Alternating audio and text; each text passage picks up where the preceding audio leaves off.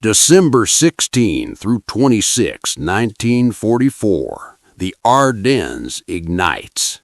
In 10 frozen days, a German gamble nearly cleaved the Allied front.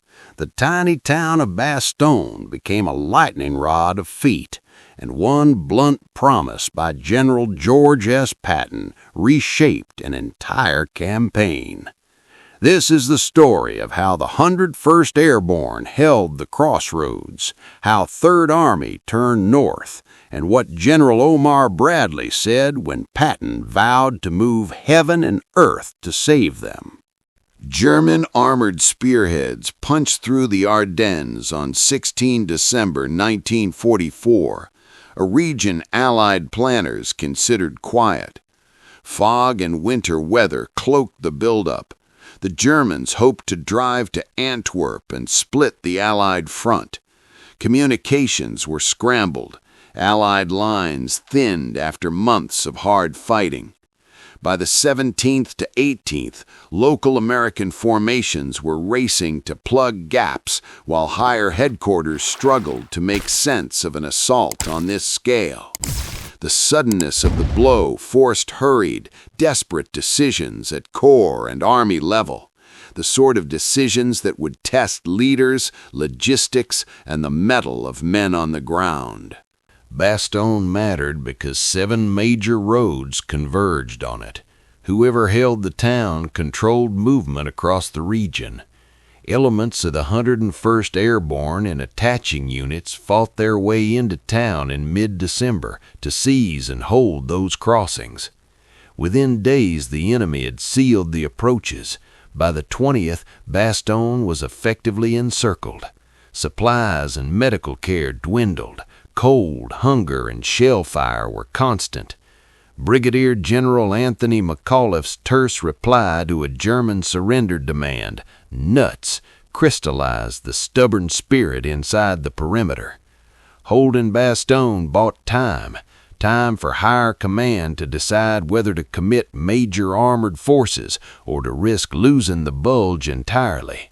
The crisis forced a staff conference near Verdun, where Eisenhower's chiefs met to weigh risks.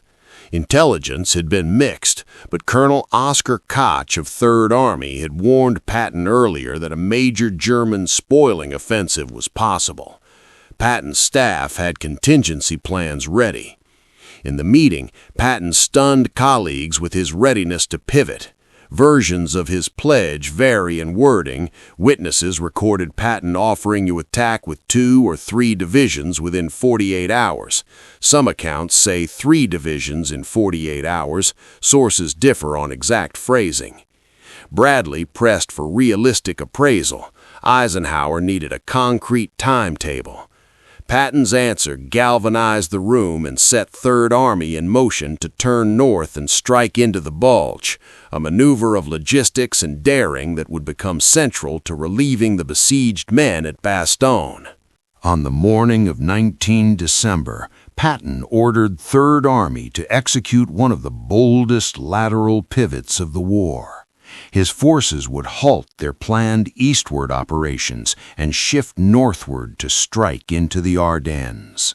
The decision was not theatrical bravado. It was a logistics nightmare.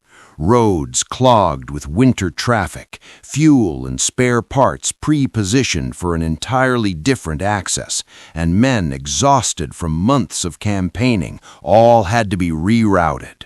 Staff officers worked through night and day, tracing routes, prioritizing bridges, and reallocating ammunition. Tank columns that had been pointed east now ground northwest, burned tracks cutting fresh grooves in the frozen mud. The pivot reflected Patton's trademark mixture of urgency and meticulous staff work. He demanded speed, but his plans relied on heavy lift coordination. Fuel trains, maintenance teams, and supply dumps had to be repositioned while units moved under blackout conditions and intermittent artillery harassment. The maneuver's success would depend on seamanship of staff as much as steel of tanks. Behind Patton's public boldness was intelligence work that had already set contingency plans in motion. Colonel Oscar W. Koch, 3rd Army's G2, had flagged the possibility of a German offensive weeks earlier and had pushed for flexible dispositions. Koch's analysis, a careful reading of traffic patterns, unusual rail movements, and captured signals, persuaded Patton to keep a degree of readiness that paid off now. When the Ardennes struck, patrol reports and prisoner interrogations corroborated the threat. Koch's maps and estimates allowed Patton's staff to identify likely axes of advance and to prioritize routes for armored columns. This scene is not about single hero myth-making. It's about the quiet competence of intelligence and logistics working in the teeth of winter. Patton's "I can attack in 48 hours" line carried weight because the staff had already sketched the routes and stockpiled the fuel needed to attempt the run north. As 3rd Army pushed north, each mile was a test. Narrow Belgian lanes choked with snow, blown bridges, and the omnipresent threat of German interdiction. The 4th Armored Division became the spearhead. Its armored columns clawed through wood and hedge, fighting through sporadic German resistance and mines. Night marches were common. Crews slept in turret hatches, and mechanics crawled out to dig tanks free of ice. Weather amplified every danger. Visibility collapsed in whiteouts, and the cold froze gear, weapons, and fingers. Road maintenance units worked alongside spearheads to keep supply routes open, shoring culverts and dragging spare tracks. The pace was relentless. Commanders ordered short, grinding advances rather than grand maneuvers, knowing that speed and continuous pressure were the only chance to reach the ring around Bastogne before supplies and morale inside collapsed. Inside Bastogne, the 101st and attached units endured daily bombardment, dwindling rations, and a stream of casualties. Field hospitals overflowed, medics worked in frozen church basements and improvised aid stations. Command posts were huddled behind sandbags and iced-over windows.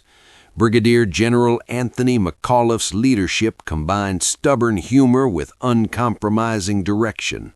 Patrols went out nightly to probe enemy lines. Engineers kept roads inside the perimeter passable, and every man was pressed into defense-in-depth tasks. The encircled troops improvised shelters, burned spare leather and lumber to stay warm, and turned the town into a defensive knot that forced the Germans to feed attacks into prepared positions. Morale fluctuated with each incoming supply drop. When weather briefly allowed air resupply, the men felt renewed, but the supplies were limited, and the defenders knew relief would require a successful external hinge of armor. A crucial variable was the sky. For days, thick cloud and storms grounded Allied air support, denying reconnaissance and airdrops. On 23 December, the weather began to relent. An intermittent break allowed transports to thread through to Bastogne and Allied fighters to resume reconnaissance sweeps. Air resupply, though never fully able to match the garrison's needs, delivered ammunition, critical medical supplies, and food, and it bolstered the defenders' will. Reconnaissance photos and fighter-bomber sorties that followed also helped 3rd Army refine its routes and priorities for the push.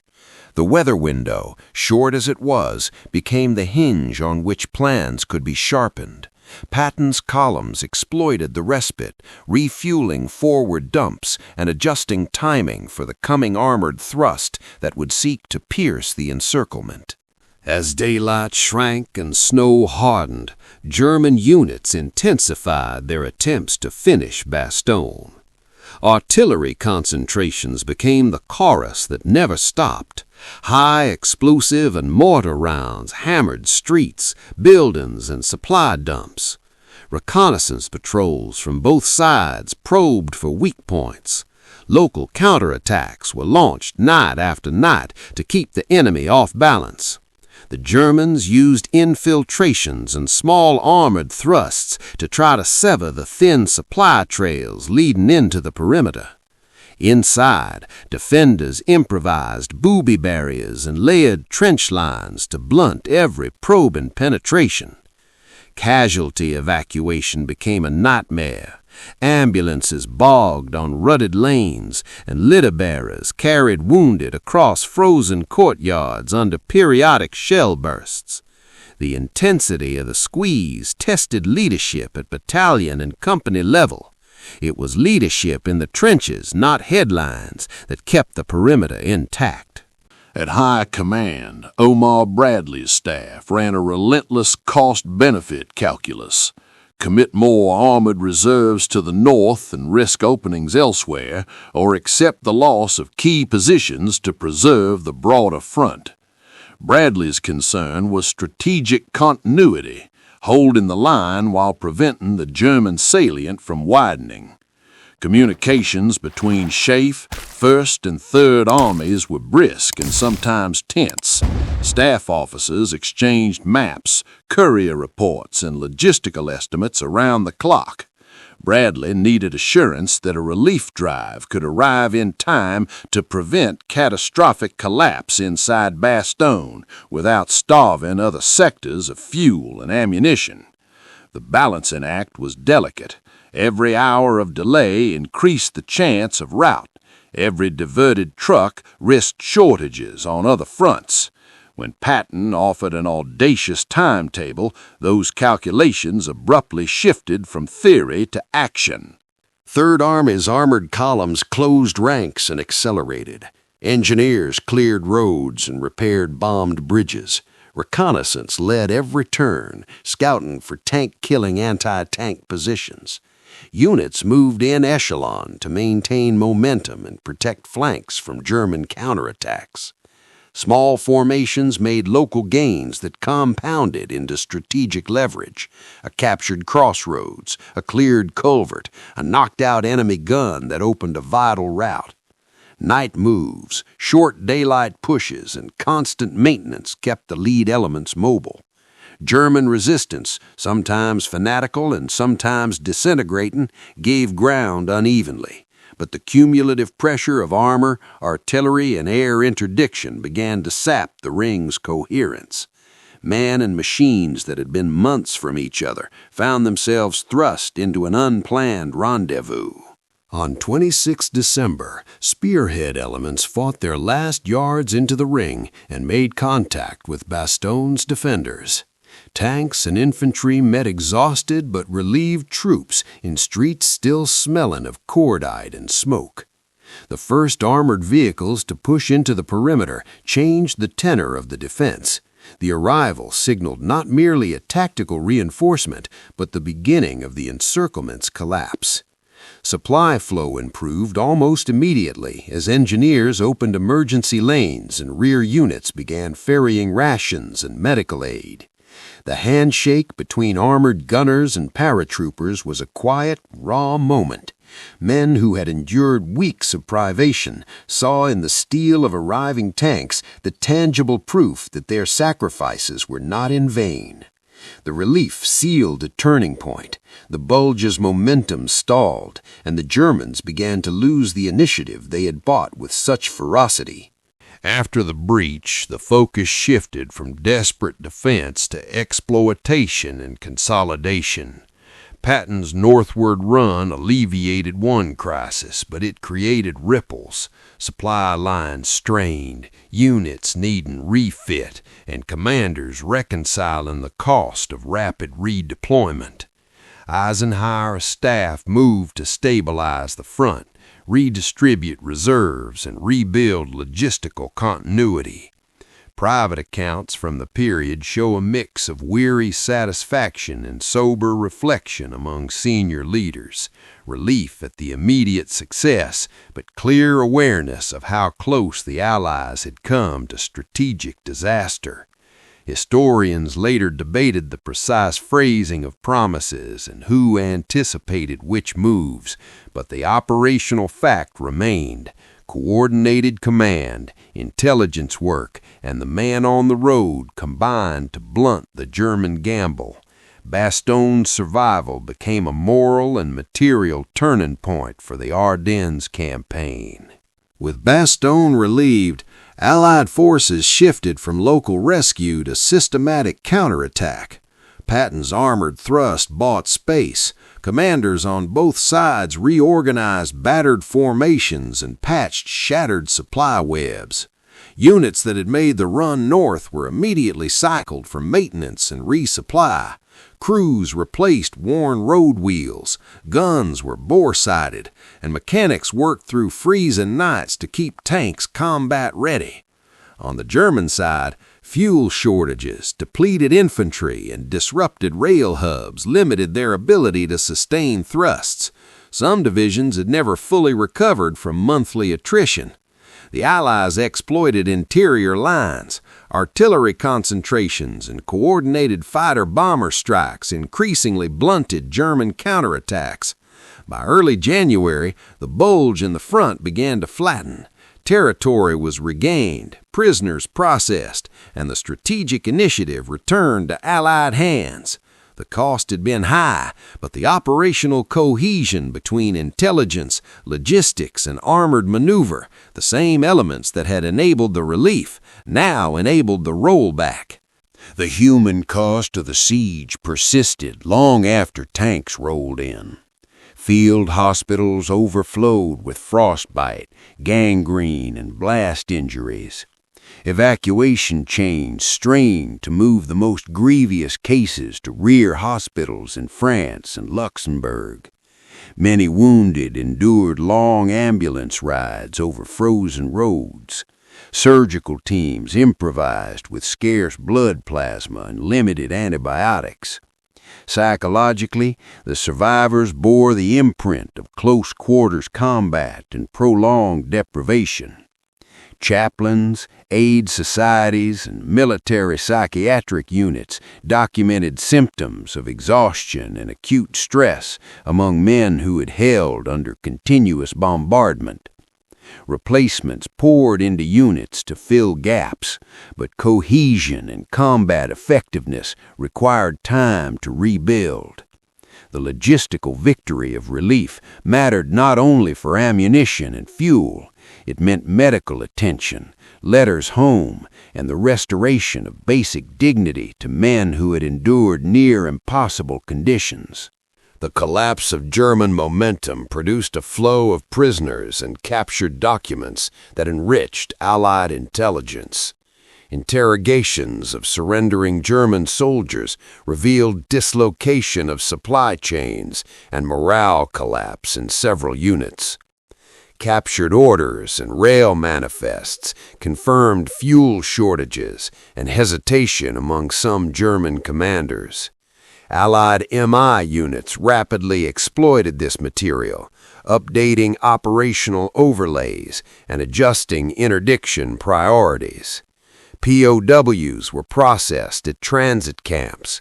Interrogators balanced humanitarian treatment with extracting information on unit dispositions and routes. The intelligence returns validated many of the pre-battle warnings that analysts like Colonel Koch had issued and helped planners calibrate the next phases of Allied offensives into German-held territory. The informational shock of captured records compounded the material pressure already straining the Wehrmacht.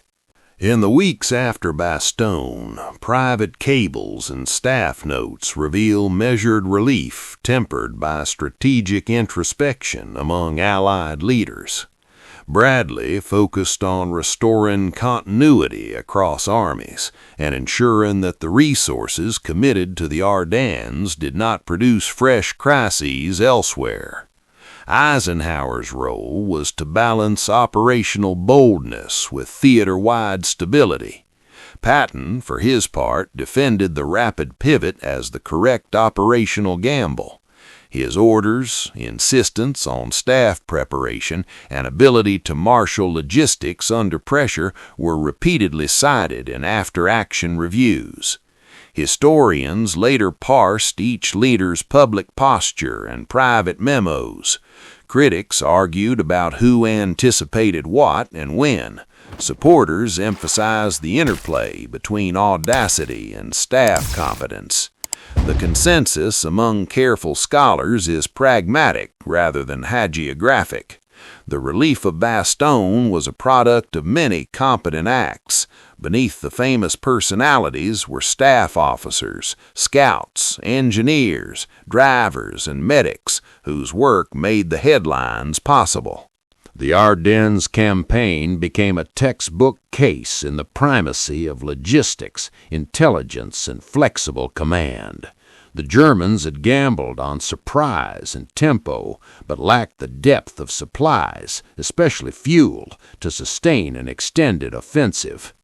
The Allies' ability to shift Third Army's axis, exploit fleeting weather windows, and prioritize air and ground resupply under hardship showcased organizational resilience. After-action analyses emphasized pre-positioning, contingency planning, and the need for robust reconnaissance. Tactical lessons, such as the importance of all-weather routes, rapid engineering responses, and decentralized small-unit leadership, filtered into subsequent operations. The campaign also reinforced a sobering strategic truth. Tactical brilliance can be negated by supply failure. Conversely, methodical logistics can convert desperate gambles into manageable problems. The story of Bastogne, therefore, did not end with a single day of tanks in a square. It continued as doctrine and memory in the Allied staff colleges that followed. Once Allied lines stabilized, commanders converted the relief into a methodical rollback. Corps and division commanders replaced exhausted battalions, reorganized attack formations, and synchronized artillery and tactical air to reduce German cohesion. Rather than impulsive thrusts, planners favored measured advances that leveraged aerial reconnaissance, interdiction of supply routes, and combined arms firepower. Engineers reopened main supply routes and raw material flows, while logistics staffs funneled replacement tanks, fuel, and ammunition to the spearheads.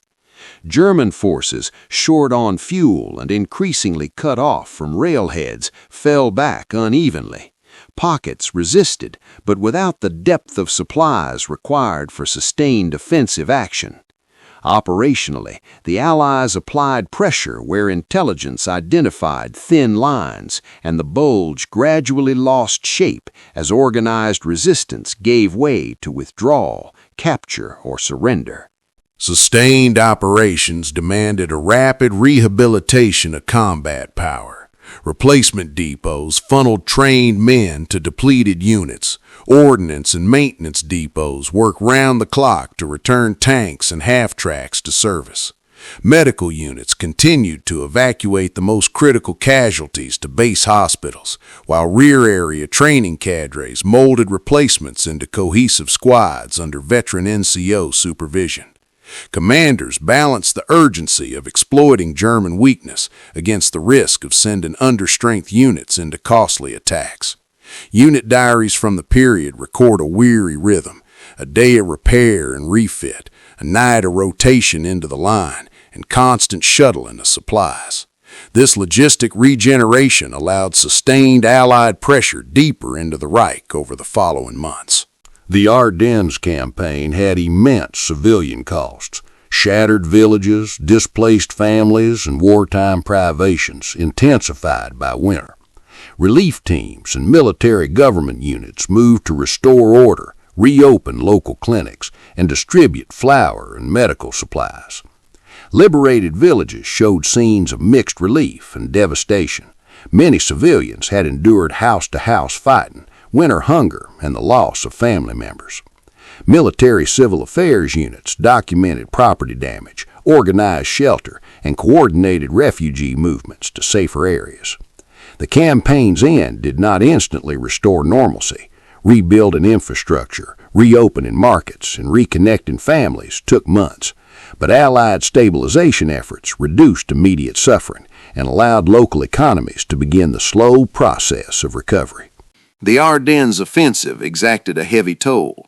Tens of thousands of Allied casualties, large numbers of German losses, and substantial materiel attrition on both sides. Supply shortages revealed long-term implications. German tank and fuel losses could not be replaced. Allied losses were mitigated by superior production and logistics. Strategically, the Bulge delayed some Allied offensives into Germany, but did not alter the eventual outcome.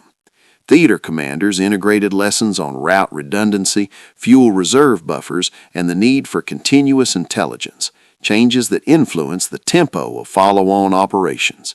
For historians, the campaign demonstrates how operational surprise can create crisis, but that strategic depth and industrial capacity ultimately shape outcomes in modern war.